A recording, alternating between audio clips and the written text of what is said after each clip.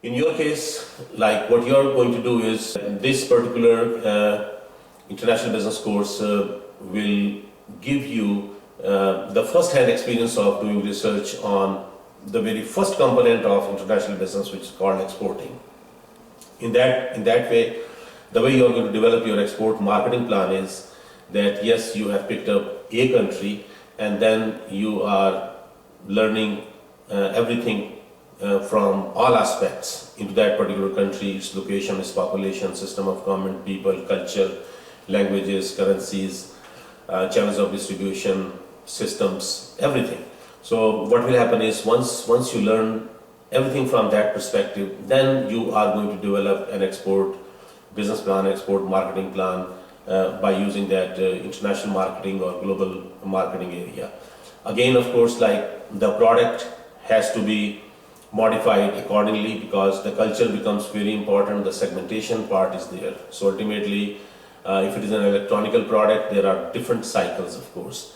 The cycle which are used in the US may not be used in Europe and Asia and Africa. So as an international business manager, you have to understand developing a product from a segment's perspective or from a continent's perspective or from a country's perspective is very important. Many successful companies, in fact, like they take a polycentric approach. Polycentric approach means that like one country and then they develop those systems. Then of course there we can have a spillover effect. The same product could be sold into multiple countries or into surrounding countries. For example, any product which you are going to develop for Brazil may be sold all over South America because of the same culture, the same buying pattern, and the same capabilities, language, and all other factors. You need to understand in the area of international businesses, communications. Language plays a major role, of course. Like learning foreign language is very important. And one area where marketers, in fact, like they always put more emphasis of developing an advertising product. In the area of advertisements, in fact, we have two dimensions. One dimension is that develop a standardized advertising message. That could be like playing players who are like playing basketball, which is played all over the world, or maybe a marathon, or maybe something in Summer Olympics. The only things which companies do is that they change the language. The same ad would be running in English in Europe, maybe running in Chinese in China. On the other side, there are some customized advertising are also done. For example, in North America, it snows a lot. So when you make a coffee advertisements in extreme cold weather, that advertisements may not be effective or shown in those countries which have hot and tropical climate throughout the year. So ultimately, advertising is also becomes then another important part of this one. The last thing is human resource management area. In human resource management, I want you to understand like one thing is that people move from one country to other country. In some cases, yes, at a labor level, we can say that yes, those are economic refugees, like who move from one country to other country. But at a management level, at a managerial level, it is a professional decision. It is a very different approach. So when you go and work as a manager of any American company in China, for example, so you are classified as an expatriate.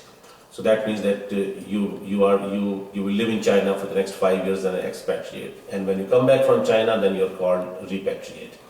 But at the same time, I would like to give you some more examples in this area is, for example, let's say that you're working for IBM in China. If you are working for IBM in China as a manager, you will be classified as a home country manager. So that means that the US is the home of IBM and you are an American citizen, so you are working in China. But if the IBM has hired a Chinese manager to manage the company, then that Chinese manager will be called a host country manager. Why? Because China is hosting IBM as a company in China. But in many cases, you will see that there are some Europeans or South Americans who are working for IBM in China. So those managers will be classified as a third country manager. So these are some basic classifications of managers. But the most important thing is that the compensation in the area of international business, when you go in any country as an expatriate, is far better and far greater. At the same time, you as a manager have to have a cultural understanding and the cultural sensitivity to live into a particular given country and understand their people, their culture, their language. The more you have the flexibility and the better you will be understanding that culture and speaking that language.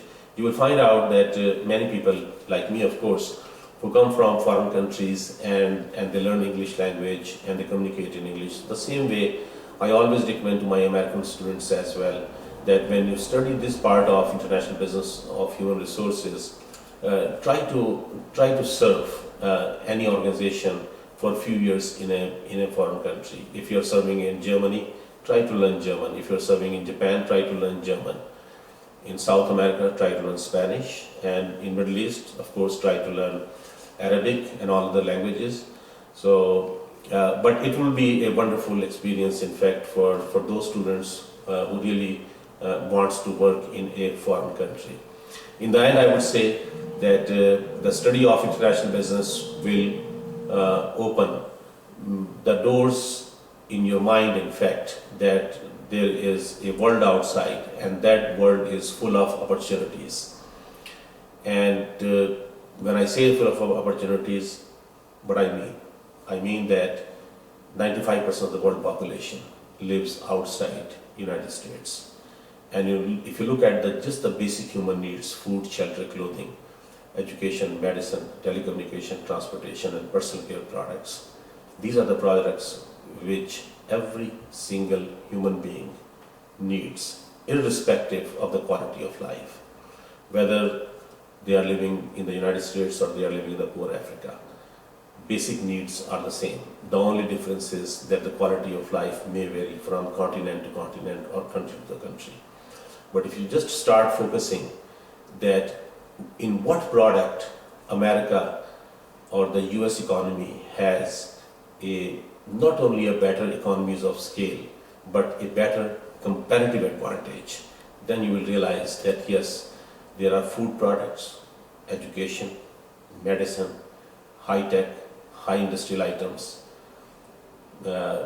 basic technologies. Basic technology means that basic like food technology, dairy technology, pharmaceutical technology, beverage technology, all these products you can sell and you can offer as an exporter to the world market. And that world market is way larger than the US market, which is, I say that 95% of the world population live outside the United States. And all those people, they need all these necessities of life which you need.